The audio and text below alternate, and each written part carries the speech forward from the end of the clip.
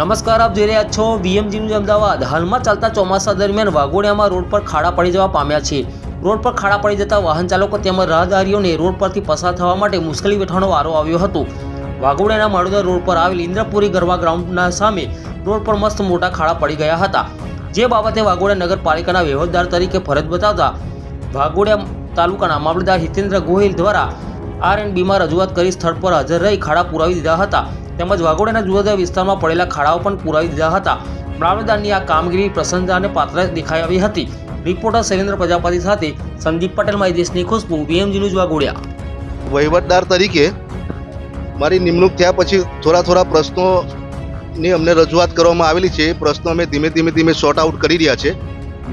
ગઈકાલે અમને રજૂઆત કરવામાં આવી હતી કે માળોદર આ ઇન્દ્રપુરીની સામે મોટો ખાડો પડેલો છે, એમાં પાણી ભરાઈ જાય છે, એમાંથી છોકરાઓને સ્કૂલે જવા માટે ઘણી તકલીફો પડે છે, રાહદારીઓને થોડી તકલીફો પડે છે।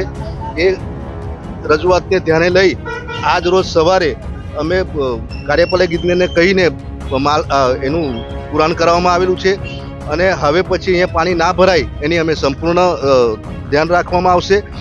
ગઈકાલના રોજ આ જ બાબતમાં અમુક સોસાયટીના લોકો મારી ઓફિસમાં ટોરા વળીને રજૂઆત કરવામાં આવ્યા હતા કે ભાઈ વહીવટદાર કશું સાંભળતા નથી, અમારા ત્યાં કચરા કલેક્શન માટે વારંવાર રજૂઆત કરવા છતાં પણ અમારું કોઈ ધ્યાન નથી રાખતું।